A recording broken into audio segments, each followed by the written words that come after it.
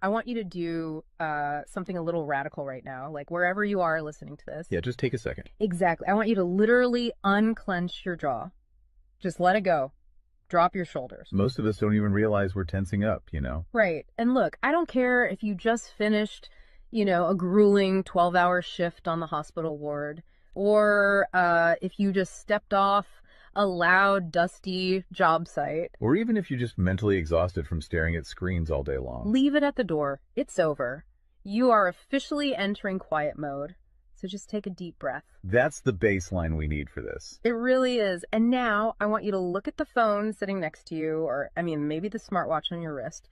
Every single time that screen lights up, every time it buzzes, it steals exactly 23 minutes of your life.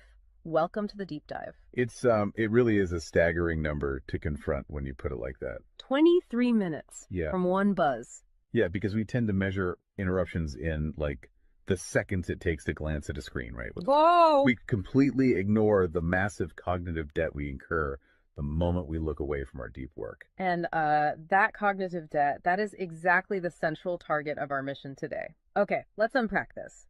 We are exploring The Sovereign Architect's Guide by Chillstar 08.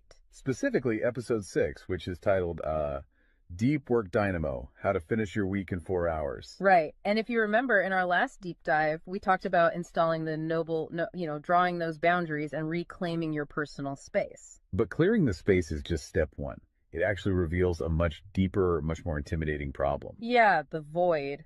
What are we actually supposed to be building in that silence we just fought for? Because if we don't have a blueprint, the noise of the world is just going to rush right back in to fill it. Oh, for sure. We have this natural horror of a vacuum. The second our schedule opens up even slightly, our instinct is to pack it with activity. We just have to be doing something constantly. Exactly. We are culturally conditioned to equate motion with progress. Yeah. But Chillstar 08 introduces a really brilliant distinction here. She talks about the trap of idling. I love this concept so much. Think about a car engine, right? Mm-hmm. The engine is running, the pistons are firing, it's burning through all this expensive fuel, making a ton of noise and vibration. But the car is in park. Yes, it isn't going anywhere, and that is what most of our daily quote-unquote busyness looks like. We feel incredibly productive because we are in constant motion. Right. You check a text message while you're sitting at a stoplight. Or you answer a quick email while walking from your car to the front door. You stare at a spreadsheet on your laptop while, your family dinner is sitting right in front of you, literally getting cold. And that right there is the illusion of productivity. You end your day feeling physically and mentally depleted because you were constantly doing something. So you didn't actually do anything that matters. Exactly. If you step back and evaluate your legacy, the deep, meaningful work, the art, the business strategy, the relationships. Right, the relationships that actually move your life forward. None of it progressed. You spent 8 hours idling. You were everywhere, which means you were truly nowhere. Man, that hits hard. And this brings us back to that terrifying 23-minute statistic from the research she cites. I don't want to just gloss over this. No, we definitely shouldn't. Because understanding the mechanism behind it is crucial. Why does a 5-second distraction cost us almost half an hour? It basically comes down to how our prefrontal cortex manages working memory. Your brain is not a computer processor that can just run multiple applications in parallel. Right. We can't actually multitask. Exactly. When you are doing deep work, say writing a complex proposal, your brain loads this massive fragile web of context into your working memory. Like holding all the pieces of a puzzle in your hands at once. Yes. You are holding multiple variables, ideas, tones all at once. So when your phone buzzes and you glance at a text from your partner asking about groceries, your brain is forced to execute a context switch. So it has to dump all the proposal data just to load the grocery data. It literally flushes the working memory buffer, yeah. It has to process the new rules and the emotions associated with that text message. Wow. And then when you turn back to the proposal, you cannot just pick up where you left off. Your brain has to laboriously rebuild that entire web of context from scratch. Oh, I hate that feeling. Were you just staring at the screen like, what was I even saying? Right. It has to retrieve the thread of your argument. Remember the tone you were using, recall the variables. That rebuilding process takes an average of 23 minutes of cognitive effort, And it burns a ton of energy doing that, right? massive amounts of glucose. That explains so much. I mean, that is why people hit 5 p.m. and feel physically exhausted, almost sick to their stomachs. Even if they've just been sitting in a really nice ergonomic chair all day. Exactly. They haven't been doing deep work. They've been doing cognitive gymnastics, just constantly flushing and reloading their working memory. They are burning fuel just to stay in park. So, okay, let me bring in what I like to call the transformer concept here. Because our focus is like an electrical grid. If you have, 50 browser tabs open, you are leaking energy as raw, unusable heat rather than concentrated light. That's a great way to look at it. So if we are all acting like our focus is this cheap renewable resource, how do we stop being what Chillstar '08 calls a subject to the pings of the world? I mean, how do we actually become the architect of our attention? Well, what's fascinating here is how she frames the philosophical shift we need. She says utility does not equal value. Oh, say that again. Utility does not equal value. Right. In the modern workforce, we have been completely conditioned to believe that being constantly available makes us valuable. Like if you answer a Slack message in 3 seconds, you're the hero. Exactly. You are praised as a good worker. Or if you jump on a Zoom call with like 5 minutes notice, you're a team player. But that is just utility. I mean, being highly available makes you a commodity. You're like a human router just passing information back and forth. And routers are easily replaced. True sovereignty, true value comes from being impactful. You simply cannot make a deep, lasting impact if your attention is constantly fractured by the agendas of other people. Yeah, when you operate like that human router, you are spending your finite, precious Mondays executing someone else's script. You're a subject to the pings of the world. Okay, so we know the biology of why this destroys our focus, and we understand the philosophical trap of, trying to be too available, but how do we actually fix the mechanics of our workday? We have to build the deep work dynamo. Right. So think of your attention like water pressure. If you poke 50 tiny holes in a garden hose, open browser tabs, email notifications, group chats. The water just trickles at the end. Exactly. You cannot wash a car with a trickle. You're just making the driveway wet. That's true. So the Dynamo Audit she lays out, it's about putting a high pressure nozzle on that hose. It narrows the opening to create a stream powerful enough to actually blast through the dirt. And the first step in that audit is auditing the physical environment itself. She calls it analyzing your signal-to-noise ratio. Okay, so visualize your workspace right now. She asks you to determine if it is a sanctuary or a transit hub. Let's be honest. Most of us are operating in transit hubs. A transit hub is a place of constant arrival and departure. People walking by, announcements over the loudspeaker, just a blur of motion. Yeah, and you can't build a legacy in a train station. But we need to push past the basic phones are distracting advice, right? Because our listeners already know that. Oh, absolutely. Chillstar '08's rule is much more brutal than that. She says if the phone is even sitting on your desk, even face down, it is acting as a parasite on your cognitive grid. A parasite, just by being in the room. The research supports this entirely, by the way. The mere presence of a smartphone in your visual field, even if it is completely powered off, measurably reduces your cognitive capacity. Because your brain is having to actively expend energy to ignore it, right? Exactly. It is running a background process that just keeps saying, don't check the phone, don't check the phone. That is energy being actively stolen from your primary task. So sovereignty literally begins the moment you physically remove the device from the room, put it in a drawer down the hall. Close the door. Make the physical environment quiet. But okay, let's say you've done that. That doesn't stop your own brain from creating internal noise, right? Like trying to juggle 5 projects at once. How do we fix the internal wiring? That brings us to the second pillar of the audit, which is the batch wiring rule. This directly addresses the danger of switching fatigue, which we touched on with that 23-minute penalty. Right, the cognitive glucose burn. Yeah. When we attempt to multitask, like writing a creative brief, then pausing to check inventory levels, then answering 3 customer service emails. And then trying to go back to the brief. Right. We are grinding our mental gears to dust. We are switching between entirely different cognitive states. Because creative writing uses a completely different part of the brain than calculating inventory, obviously. They require entirely different operating frequencies. So the batch wiring rule dictates that you must group similar tasks together based on their cognitive load. Okay. And you do not switch the current until that specific type of work is completely done. You do all your deep analytical thinking in one high voltage burst. And then you save all your reactive administrative stuff for a separate lower voltage block later in the day. Precisely. It's all about staying in one gear.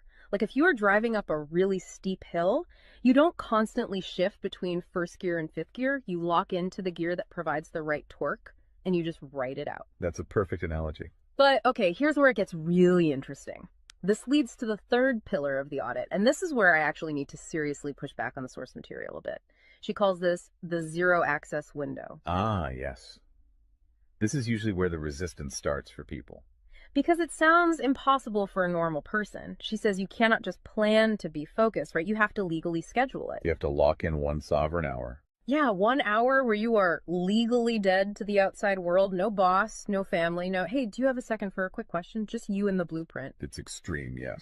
But let's do a reality check here. I mean, I see how that works for a solo digital entrepreneur or a freelance writer, but what about someone whose literal job description is to be available? Right, like an IT support specialist. Or a floor manager, or a nurse on a ward, or even, a parent at home with a toddler.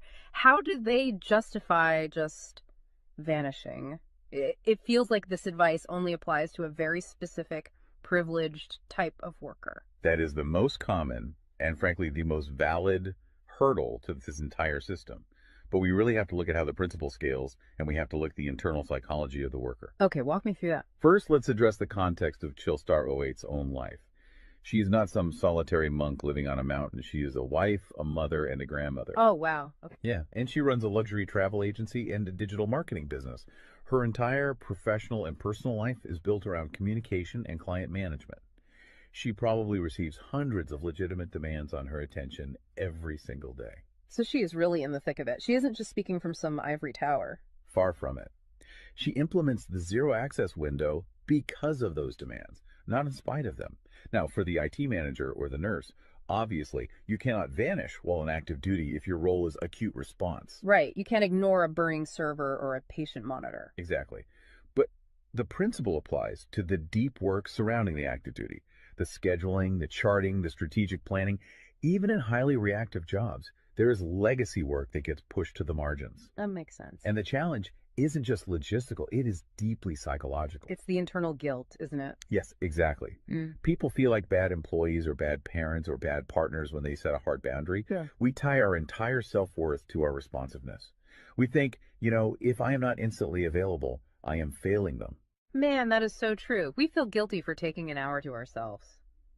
But setting a zero access window is not about neglecting your family or your team. It is about condensing your high level work into massive, high impact bursts of energy so that you can actually be present later. Wow. Okay. Consider the alternative. If you don't carve out that absolute focus, you end up giving your family or your team partial fractured attention for 12 hours straight. Exactly. You are physically at the dinner table, but mentally you are drafting an email. Or you are sitting on the floor playing with your kid, but you're checking a Slack notification over their shoulder. You are trading constant low quality availability for scheduled high quality presence. It is entirely about communicating boundaries to protect the quality of the time you do give people. You tell your team, look, I am going offline for 60 minutes to finish this crucial report. If the servers literally catch fire, call this specific emergency number. Otherwise, I will address all questions at 11:00 a.m. Right. You aren't vanishing to hide. You are vanishing to get the work done efficiently so you can actually live your life. Which brings us to the ultimate why behind this entire system. Because once you fight through that guilt, once you build this 4-hour fortress, you have to know what it is all for. It's not just about becoming a hyper-efficient robot. No, because if you use these tools just to do more of your boss's busy work or to take on 3 more stressful projects, you have entirely missed the point. You are just speeding up the treadmill. If we connect this to the bigger picture, the destination we are driving toward is a concept she calls passive magnetism. Okay, break down passive magnetism for us, because it sounds a bit abstract. Think of it as the gravity your work generates when it is undeniably good. Most people operate with active desperation. They're loudly networking, constantly posting, aggressively chasing clients or promotions. Just relying on sheer volume to get noticed. Right. Passive magnetism is the exact opposite. It is the ability to attract results, clients, wealth, legacy, or respect through the undeniable quality of your deep work. Because you actually took the time to build something substantial rather than just talking about building it. Yes, when you engage the deep work dynamo, you produce work so concentrated and so valuable that it acts as a magnet. You don't have to chase the market comes to you. And the ultimate prize of achieving that passive magnetism isn't just more work. The prize is time. Time is the ultimate currency. The dream of the sovereign architect is to finish an entire week's worth of business output in just 4 hours. You do this high voltage work often while the rest of the world is literally still hitting the snooze button. You free up the remaining hours so you can go be a traveler, so you can be a creative. So you can be a fully engaged grandparent like Chillstar 08. Exactly. She frames it beautifully in the source text. She says, we wire for silence so we can live in volume. Oh, I love that. We embrace the discipline of the quiet fortress so that our actual lives can be loud, vibrant, and fully experienced. We are finally taking control of the dial. But, making that shift from a frantic, reactive employee to a calm, sovereign creator requires a massive shift in identity. You have to tune your mind before you sit down to do the work. It is really difficult to just sit down at a desk and instantly command your brain to perform deep work, right? Especially if you've spent the last hour navigating traffic and listening to the news. You need a transition ritual to cross that threshold. And Chillstar 08 provides something for this transition called the Chillstar's Creed. It is designed to be a grounding frequency. It really centers you. Yeah, so I want you, the listener, to use this. I want you to imagine a slow, steady heartbeat in the background. Just a deep, resonant 528 hertz frequency. Just let the frequency of these words settle into your mind before you initiate your deep work. Ready? Take it in. I am grounded in peace. I am reaching for my stars. My light is my own. I am a star and I will shine bright. I will reach for the sky. I release what was. I embrace what is becoming. Using a creed like that is just such a powerful behavioral trigger. It really shifts your state. When you speak those words, even just internally, you are consciously reminding yourself that your light, your focus, your energy is your own. It does not belong to your inbox. This does not belong to the algorithm. Right. You are releasing the frantic energy of the morning and embracing the sovereign focus of the architect. So we always want to translate this high-level theory into ground-level reality for you. We don't want you to just listen to this and go right back to idling. Definitely not. Here's your 1% install. This is your micro-win to take action on this deep dive immediately. Tomorrow morning, before the world starts demanding your attention, before you check a single news site or open your email, I want you to set a timer for exactly 60 minutes. Put your phone in another room entirely. Yes, physical distance. Do not open any extra browser tabs. Pick one legacy task, just one, and flip the switch on your very first sovereign hour. And be prepared for it to feel incredibly uncomfortable at first.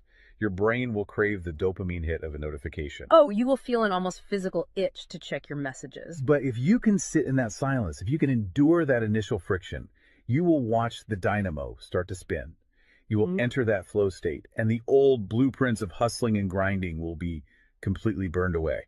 And look, if you want the actual templates to automate this piece, the specific tools and step-by-step guides to build the system out completely and protect your location-independent freedom, you can join the Sovereign Fortress on the Chillstar 08 school community. All the blueprints are there waiting for you. They really are. As we wrap up this deep dive, I want to leave you with one final thought to explore on your own. We have spent this entire session talking about the mechanics of work. We've talked about condensing your week's output into just 4 hours of pure, undistracted focus.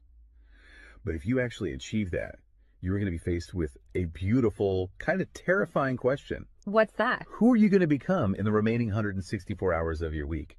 What if your true legacy has absolutely nothing to do with what you produce while you are busy, but entirely to do with who you are when you are finally completely silent? Wow. Unclench that jaw. Drop those shoulders. Step into the quiet. Go be great and flip the switch. We'll see you on the next deep dive.